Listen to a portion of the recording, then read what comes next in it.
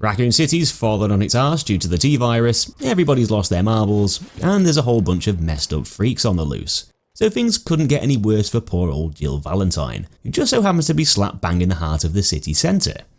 Okay, maybe things could get worse. A lot bloody worse. Here's my guide on all the enemies and bosses in Resident Evil 3. It's not a rare sight to see a few zonked out weirdos in a city centre during the night time, but the whole place is practically crawling with them, with the infected citizens all rotting away from the inside out, with the virus ravaging their minds and bodies. Because we've been plopped right in the middle of all this carnage, that means there's a hell of a lot of these zombies eyeing us up for dinner, all with the same simple objective to find and consume uninfected human flesh. Aside from throwing tantrums at vending machines, that is. With these zombies being cannibalistic, this gives you a very good excuse to shoot them in the face, which for the most part is one of the better ways to keep them at bay. But because you're now armed with an unbreakable knife, aiming for the legs and going all stab happy while they're flopping around on the floor can also be a nice way to retain some of those bullets and save them for a rainy day. Also a good way to make sure that they are actually dead and they're not just toying around with you. Apart from that though, there's not much else to say here, with them basically being the same shambling meatbags that we fought the last time around. Literally. I'm pretty sure I shot this guy's head off in the last game. And this guy. And this guy. And this guy. Okay, I'll stop now. Another enemy type that we saw plenty of in the last game is the zombie dog. T-virus infected mutts, which share a lot of the same characteristics as the humans, aside from being a lot more energetic. You'll definitely need to act fast and be on your toes whenever these hyper-aggressive hounds decide to pop up out of nowhere, with them able to gain ground on you a hell of a lot quicker than most of the other enemies, all diving over to try and take a chunk out of you. Those awkward movements make them much trickier to hit, especially if you're panicking a bit. Though thankfully we don't have to contend with quite as many of them this time around, just a few strays roaming around on the streets, rather than a whole pack of police dogs that have escaped from the kennels. Now, fleas are probably one of the last things you'd worry about in the middle of a zombie apocalypse, until of course those fleas start chugging down on zombie blood. The drained Deimos are basically giant zombie bugs that have latched onto infected humans, causing the T-virus to transfer over to them, which is just as bad as it sounds. This has caused the fleas to mutate and grow to a stupidly large size, allowing them to build a giant nest and basically take over the city's subway power station, which just so happens to be a place that you'll need to visit. What an inconvenience. Well, the good news is, the fleas don't seem to be bothered about drinking blood anymore, and considering how big they are now, that might be for the best. The bad news is, they'd rather infect hosts with their own parasites by ramming a proboscis down their throat, which, let's be honest, it's probably 10 times worse. This causes humans to get violently ill, as you'd probably expect, and the only way to cure this nasty affliction is by specifically eating a green herb, because in the Resident Evil games, plants practically do everything, and this agitates the parasites and causes them to be puked out all over the floor.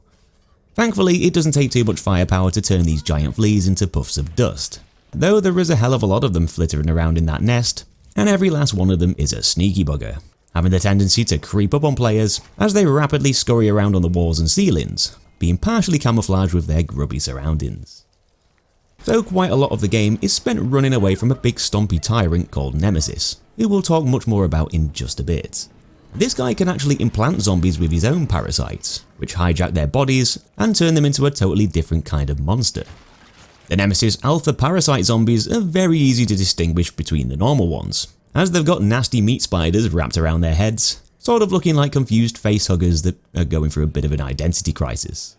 The parasites are malicious little things with long fleshy tentacles and mouths that look a bit like glowing... yeah.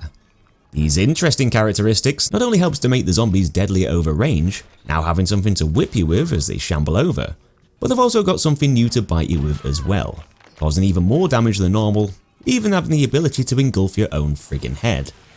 But aside from being more dangerous, they're also a bit more of a pest to actually deal with too, with the parasites being resistant to bullets, using their legs to block off their squishier weak spots. Shooting at the zombie's body isn't going to kill the creature either, but it will cause the parasite to get distracted, letting you fire away at that vulnerable mouth while its legs are no longer covering it. If we learned anything from the last game, it was the sewers of Raccoon City is probably a place that's best avoided. There's a lot of pretty freaky stuff going on down there, and the whole place is teeming with weird and wacky abominations. The area where we've got to navigate through happens to be where a bunch of experimental bioorganic weapons were released, and it turns out that combining amphibian eggs with the T-virus and then adding a touch of human DNA into the mix would actually create something that can only be described as a really big f***ed up frog. If Stephen King designed Pac-Man, then he'd probably look a little bit like this thing. The hunter gammas were set loose into the sewers, where they kept on growing, mutating and adapting to the underground complex, using their crap pipes to travel around in search for a bit of good nosh. You fit the bill pretty well here, and the gammas are going to pop out to try and swallow you whole with their huge extendable jaws, something that'll happen if you let them get too close. With them able to brush off bullets like pebbles, the only way you'll be able to take them down is by aiming for their exposed mandibles, just before they turn you into a fruit pastel. It's also worth pointing out that the hunter gammas absolutely hate it when you hit them in the face with flame rounds, which is another reason, along with those vulnerable mouth parts, as to why these creatures were considered to be failed experiments, unsuitable for biological warfare.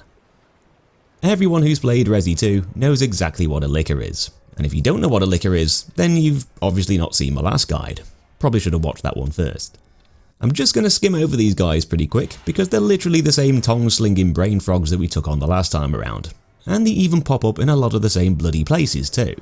If it wasn't for Carlos here, you'd probably assume that I was copying and pasting gameplay from my last video.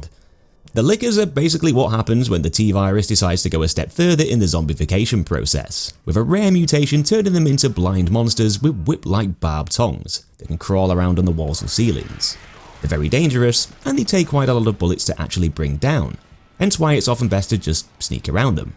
Oh, and before you say, just stab the living crap out of them with that unbreakable knife, well, that's not going to be quite as effective this time around, and it'll probably lead to you getting your face slashed off. Speaking of getting your face slashed off, now our next enemy type is a complete and utter savage, and it's another prototype bioweapon that falls under the hunter classification. Basically the splicing of animal and human DNA to create something very deadly and very messed up. Unlike the hunter gammas from before, the hunter betas were developed using reptilian genes, just like a lot of other monsters in the hunter program. And as far as Umbrella were concerned, these reptilian hybrids were a hell of a lot more successful. That's quite unfortunate for you, being stuck in the middle of their hunting grounds, as these giant lizard creatures can put up one hell of a mean fight, having oversized claws, really thick skin, along with cat-like reflexes, making them a bit of a pain in the arse to actually kill. And that's without throwing in the fact that they're also sometimes able to take you down instantly with one swift move. The dodge button's going to be your best friend here, and you should mainly focus fire on the monster's ugly mug, which will eventually shatter its armor-plated head and soften it up for more bullets to come. Hunter betas aren't exactly the easiest monsters to kill, so it might be best to save a few trusty frags or launcher rounds just to make them a bit less of a headache. I'm not going to judge. If you got to the end of my Resident Evil 2 video, then you'll have already seen me talk a little bit about a nasty creature called the Palehead. And if you didn't get to the end of that video, then shame on you. The Palehead is exactly what it says on the tin, a very pale guy with a very pale head. But there's a bit more than what meets the eye with these horrible looking things, as although they don't really seem like the sort of creature that'd give you too much trouble, looking like something that you'd be able to knock down with a well-placed right hook to the chin, the Paleheads are actually the complete opposite, being the zombie equivalent to cockroaches, much quicker enemies that just won't bloody die. You can pump loads of bullets into them and they're just going to keep getting back up like they've been hit by a spud gun. Their regenerative abilities basically lets them heal from wounds extremely quickly, so you've either got to hit them with lots of firepower in a really short space of time, or you've got to sacrifice some of that heavier ammunition to dish out all of the damage with one knockout punch. Definitely a monster that can cause you problems. So a pretty hefty section for you now as we're onto the headline act. Practically right the way through the game from start to finish, the biggest threat you'll face is a very deadly bioweapon from the Tyrant program. But this isn't just any ordinary T-103 Tyrant, it's actually one that happens to be on its holidays. The guys over in Europe decided to cook up an even nastier monstrosity when they decided to implant genetically engineered parasites into some of their Tyrants as part of the Nemesis project, with these Nemesis alpha parasites giving the Tyrants a significant boost in strength and intelligence. Obviously, this all sounds great from an Umbrella perspective, even though these new Nemesis T-types were a little bit too powerful for their own good. And after Raccoon City fell victim to the T-virus epidemic, well, this gave the European scientists a great opportunity to flex their muscles, and send those prototype bioweapons overseas to test them out in the city. Their Nemesis Tyrant was instructed to kill any remaining STARS members to get a bit of revenge on them for buggering up Umbrella's plans in the past. And with you being in the shoes of Jill Valentine, one of the last surviving members of the STARS team, you're obviously going to be painted as a pretty big target. Sucks to be you. In the tyrant's initial, more humanoid form, it'll persistently stalk you around the city in a fairly similar way to how Mr. X did in the last game, often appearing out of nowhere to try and turn you into a punching bag. Nemesis clearly isn't messing around. He's a lot faster than the other bog standard variants, having longer strides and the ability to actually run at you. And that fancy new tentacle not only gives him a weapon to whip you with over range, but it also acts as a grappling hook too, for traversing around from area to area, making him even more unpredictable, able to drop down from the rooftops at any given moment. That extra speed and mobility really helps to give him an advantage over you, though by dealing enough damage, you can bring the tyrant to his knees and force him to drop some extra special goodies, which can be picked up and added to your inventory. If you want to do this, it's generally best to shoot at one of the explosive barrels, let the tyrant have his dramatic moment, dash over to snatch up the case, and then get the hell out of there while he's contemplating his life. A little bit later on, he's going to come back with a vengeance, wielding a freakishly large flamethrower. Punching you half to death didn't work, so maybe setting you alight might do the trick instead. It doesn't take long until it turns into a raging inferno, and you've got to keep climbing up to avoid the rising flames. Though Nemesis is smart enough to know that you're eventually going to be trapped on the rooftop. Clever cookie. He'll meet you up there with a pretty heated reception. There's nowhere to run, there's nowhere to hide, apart from behind a few conveniently placed crates, and you'll have to avoid the tyrant's fiery plumes while aiming for the gas tank on his back, whenever you get a good opportunity to do so. You've got to keep your distance as best you can, utilise nearby cover, and shoot the electrical boxes to stun the big guy and halt him in his tracks. Thankfully, it doesn't take too much effort to actually blow that gas canister up. Though with the flamethrower not throwing flames anymore, it'll now be repurposed into a giant metal club for thwomping you over the head with. There's still a very large amount of fire to avoid, along with a very pissed off Nemesis, who you've got to keep chipping away at. But eventually it's all going to turn into a Michael Bay movie, and we'll be jumping off that exploding roof to leave the tyrant behind once again. It doesn't exactly take him long to catch up with us again though, and the next time we have the joy to meet Nemesis, he'll have been given a new swanky toy to play around with, in the form of a laser-aimed rocket launcher. Giving a stupidly powerful monster a stupidly powerful weapon does seem a little bit unfair, and the only sensible option you've got in this situation is to run as fast as you bloody can. At least you can see where those incoming missiles are likely going to be going, having that bright red laser beaming over in your general direction. But you're basically going to be playing a game of dodge the explosions, running right the way through the city centre until you eventually meet up with Carlos again and manage to escape via the subway. Or so you think. Just when you think you've left him behind, he ends up hijacking that bloody train, though a courageous act of sacrifice, with a little bit of help from C4, is enough to stop the tyrant and allow us to get away. It's pretty unfortunate that this same explosive act of valour is the very thing that causes Nemesis to essentially level up to an even stronger form. He's been doing this throughout the game by acquiring beefier weapons, but being hit by a crazy number of explosives has gradually caused his protective suit to wear away, and with the regulator on his chest also being severely damaged, well, this is all enough to cause him to mutate wildly out of control, transforming the tyrant into a primal beast, as the Parasite attempts to regenerate damaged tissue, but unable to maintain a humanoid form. Now looking like something that jumped over from Elden Ring, you'll be pitted against the big beastie in a 1v1 showdown, with Nemesis foregoing his high-tech weapons and tactical intelligence in favour of brute force and speed instead. The tyrant solely relies on melee attacks to pummel you into the floor like a cracked-out ape, dashing around in circles to try and make you go a bit dizzy, and climbing up to the top of nearby buildings to dive bomb you from above. All that newly acquired agility and power definitely goes into the creature's favour, and because its regenerative abilities have been kicked into overdrive, it's now going to take an absolute buttload of firepower to even make a dent. That grenade launcher's going to be pretty handy in this fight, and whenever the tyrant's down, you're best aiming for its exposed parasite to dish out some extra pain. With that fight over, let's skip forwards towards the end of the game, where we'll have to repeat a very similar fight with this Stage 2 Nemesis, only with it taking place in a big disposal room in Umbrella's Nest 2 facility. We've got a bit more to think about this time around though, with Nemesis now using a tentacle arm to attack over further distances, not helped out by the random zombies that also seem to want to join in with us too. The tyrant's going to use a lot of the same tricks as before, and just like before, he's also not going to enjoy getting hit by that grenade launcher, with flame rounds causing him to become stunned, leaving him open to being peppered by your gunfire in between. Eventually, Carlos is going to smack the big pest in the face with a crane arm, knocking the creature out, thus giving us a nice opportunity to fill the room up with acid and melt the indestructible bastard while he's temporarily stunned on the floor. Is that finally the end of the Nemesis T-Type's rampage? Of course it bloody isn't.